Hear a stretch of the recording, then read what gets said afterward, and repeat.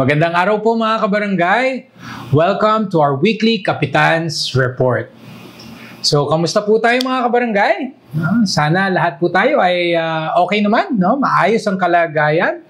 At ito na tayo, no? Higit kalahati na po ng buwan ng Marso. No? At before you know it, no, patapos na ang first quarter at yan, konting ilang linggo na lang din, no? Pag inisip natin ay pa-Holy Week na. No? So, again, ang bilis ng oras, bilis ng panahon. At again, no, syempre sa ating barangay, tuloy-tuloy pa rin ang ating mga iba't ibang mga activities, no, para sa ating komunidad. So, ano-ano ba mga kaganapan sa ating barangay nitong nakaraang linggo? So, unang-una po, syempre, no, we're very happy to share na ang Barangay San Antonio ay patuloy po sa ating kampanya kontra illegal na droga. At syempre, bahagi po niyan, no, kaugnay po dyan ay ang ating BSA workforce, no, ay nag-undergo sa isang mandatory drug testing, no? Actually, surprise drug test nga ho ito, no? At syempre, kasama rin kami, mga barangay officials, no? Syempre, leading by example, no? At ako'y nagpapasalamat sa ating main collaborators, no? Ang Substance Abuse and Treatment Office ng Pasig, no? At gayon din ang Pasig City Anti-Drug Abuse Office, no? So nagkaroon tayo ng mandatory drug testing for all our BSA workforce. At syempre, no, yung mga hindi nakapag-patest nung araw na iyon, no, meron na rin tayo kaagad na in-schedule na official day, no, na kailangan nilang pumunta sa ating city government para mag-undergo ng drug testing. So syempre, bukod po dyan, nag-turnover din ang ating city government ng mga IEC materials, no, para i-promote ang itong ating laban kontra droga, syempre ang mga masapang epekto ng pinagbabawal na gamot. Syempre, tayo din, no, sa Barangay San Antonio, meron din tayong sariling mga IEC materials na ating ipinamamahagi, no, pinopost natin sa ating social media, no. Bahagi po yan ng ating responsibilidad, para ang ating buong komunidad ay maging aware sa mga masamang epekto ng ipinagbabawal na gamot. So again, ako'y nagpapasalamat, no, sa ating buong workforce na nakiisa, no, kaagad-agad, no, kahit surprise ay almost all, no, halos majority na, mahigit majority ng ating workforce ay nag-undergo ng drug testing. Syempre sa PICA daw at gayon din sa SATOC, maraming salamat sa City Government of Pasig for continuing to help us, no, sa ating advocacy laban sa ipinagbabawal na gamot. At syempre sa ating BADAC, no, sa Barangay Anti-Drug Abuse Committee led by Kagawad Cynthia Milo, and of course sa ating Barangay Council. Maraming salamat sa inyong buong suporta para sa ating laban kontra droga.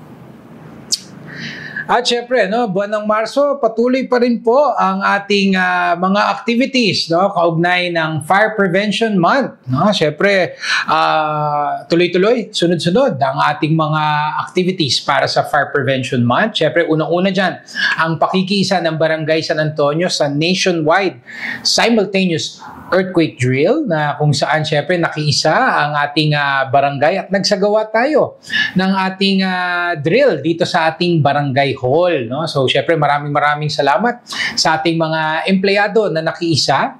Of course, nagsagawa tayo nung ating duck cover and hold, and after 30 to 45 seconds, no, nagkaroon tayo ng simple evacuation mula sa ating opisina. Syempre, no, inactivate din natin ang incident command system, no, na kung saan yung tamang pamamaraan ng pag-manage, no, during a calamity ay ating na-ensayo din, no, na-practice din po natin. So again, no, sana po patuloy tayong makiisa, no, sa ating barangay, sa ating pamahalaan, no, para matiyak po natin, no, na maging ligtas at gayon din maging handa po tayo sa panahon po ng kalamidad.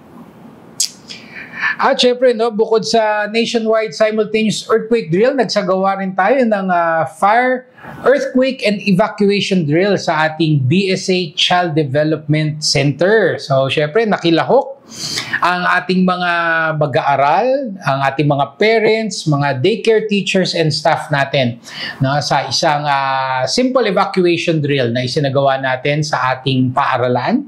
Of course, nagkaroon din ng duck cover and hold, no, at pinractice din of course ang incident command system, no, sa ating naging drill sa ating Child Development Center. So, syempre ako'y natutuwa rin, no, na makita na ang ating mga mag-aaral, mga parents, even mga teaching staff natin ay sumubok din sa demonstration ng paggamit ng fire extinguisher, no? So, isang magandang experience po ito para mas lalo nating maramdaman, no, yung co-ownership natin tuwing ginagawa natin ang mga pagsasanay po na ito. So again, ang aking pagpapasalamat sa ating mga CDC pupils, parents, our teachers and staff, and of course, sa ating committee co-chair on education na si Kagawad Pauline Blando.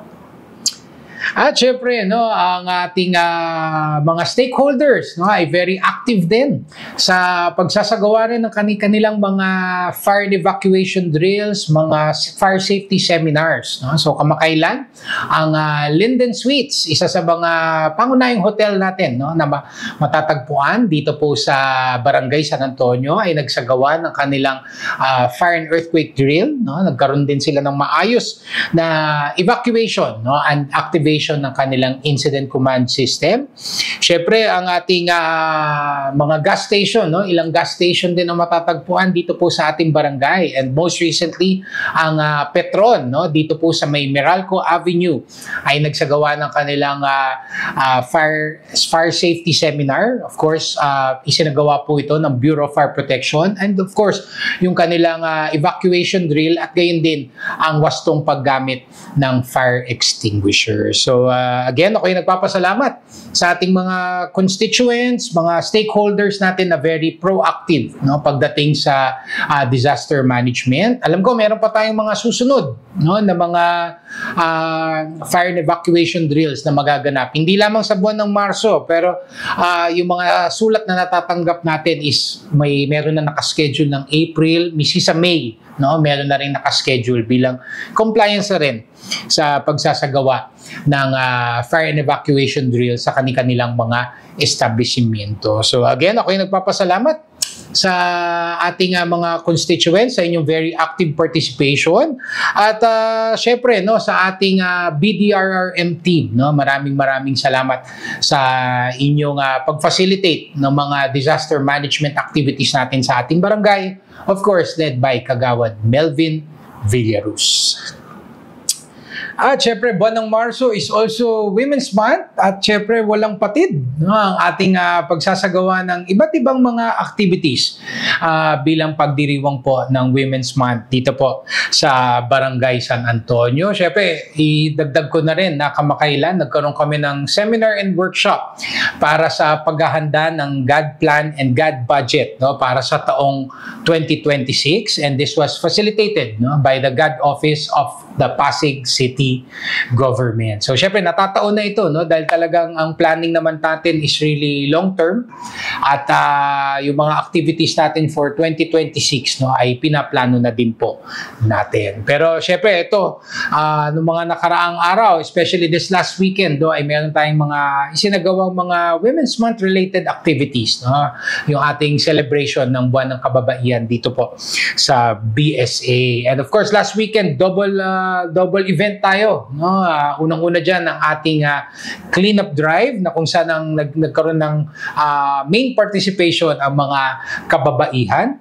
At bukod dyan, no, nagkaroon tayo ng collaboration with the employees and staff ng Metro Manila Subway Project, no? Yung mga nakadestino dito po sa Barangay San Antonio, nagpadala sila ng kanilang mga empleyado at mga staff upang tumulong sa ating cleanup drive at gayon din makiisa sa ating pagdiriwang ng Women's Month. So ako ay nagpapasalamat, no, sa inyong tulong, no? Sa inyong tulong na isinagawa, no? Yung pagpapadala nyo ng assistance, no? Ay talagang na-appreciate po namin. Siyempre, we do look forward na mas magkaroon pa tayo ng marami pang activities, no? And community engagement dito po sa ating barangay. At siyempre, naging patok din po ang ating Sining Galing program, no? Para sa buwan po ng Marso, isang Women's Month edition, no? Women's Month special edition na kung saan ang ating naging arts and crafts naman, no? Ay pagkain naman, no? Baon bites, ika nga, ang ating mga naging paksa or main art form natin, no? Nung weekend po na iyon. So, syempre, no, ako'y nagpapasalamat sa ating mga kabarangay na nakiisa, na nag-join. Syempre, yung mga mommies tuwang-tuwa, no? Dahil syempre, mga baon ideas ito para sa kanilang mga anak. At syempre, yung ating mga participants na mga chikiting, no? Tuwang-tuwa din dahil naiisip nga raw nila, no? Pag ito na yung baon nila sa eskwela, no, ay talagang mapapasarap na raw ang kanilang kain, no? At syempre miski yung pag-decorate mismo, no, yung kanilang mga inihanda na mga snack items ay nagustuhan din po talaga nila. So syempre ako'y nagpapasalamat, no, sa ating main collaborator sa ating Sining Galing program, sina Ma'am Marisa Dames, no? Maraming salamat. Wala talagang pagod sa inyong patuloy na collaboration with us. Of course, yung ating guest chef, no, na si Chef Igarashi, no? Maraming salamat sa inyong pag-share ng mga ideas, no, mga new ideas sa ating mga mommies na I'm sure ay na-appreciate po nila. And syempre sa ating mga staff, mga empleyado po natin na tumulong, of course, sa ating committee co-chair on Tourism, Culture, and Arts na si Kagawad Venus Laput.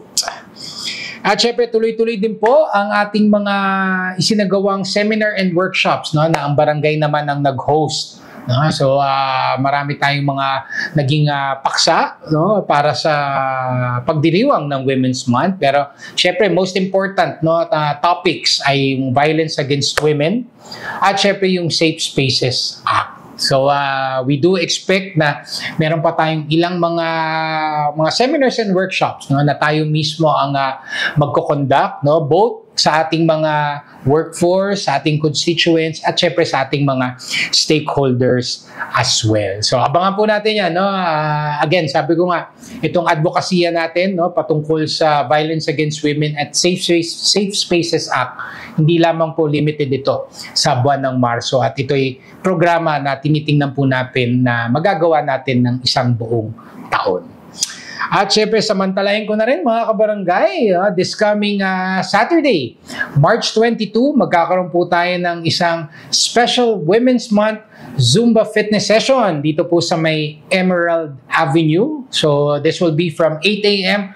to 10 a.m. and our main collaborator for this weekend's Zumba session is Anytime Fitness Holiday Inn. So again, no, registration starts at 7 a.m. Pero pwede pa rin naman po walk-in, no? Hindi necessary na mag-online registration din po tayo, no? So pag kayo napadaan lang, no, feel free to join us.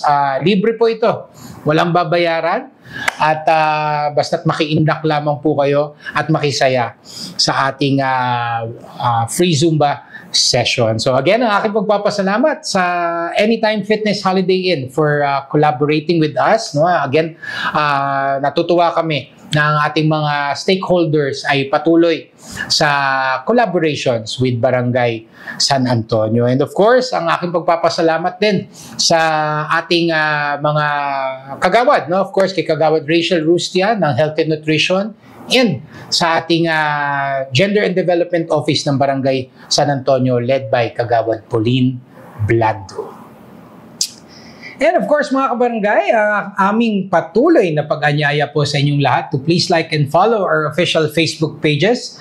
Please subscribe to our YouTube channel please join our Viber community group and please do regularly visit our official website, sanantonio.pasiccity.gov.ph, para lagi po tayong updated, no, sa ating mga ganap dito po sa ating barangay, lalo na itong last few days, no, ng March, no, meron pa tayong mga ganap para sa Women's Month celebration po natin. So again, ang aking pagpapasalamat sa ating mga katuwang sa pagseserbisyo, ang ating mga barangay employees, of course, the Barangay Council, the SK Council, of course, our social media team, maraming salamat po.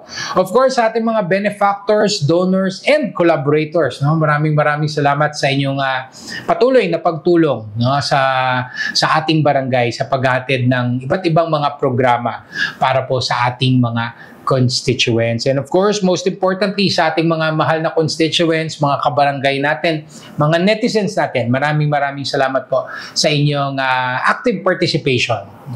Again, dahil sa inyo, no, nagkakaroon ng check and balance sa ating paghahatid ng maayos na serbisyo para po sa ating barangay. So again, ang aking pagpapasalamat po sa inyong lahat, sa inyong pakikinig, and rest assured that BSA will continue to do its best upang ihatid po ang tunay na service with a smile para po sa ating komunidad. So sa ating mga kabarangay, patuloy po tayong magdasal. No? There's so much to pray for, and there's also so much to be thankful for. So sa ating mga kabarangay, mag-ingat po tayo lagi. Stay safe always. And may God bless us all. Thank you.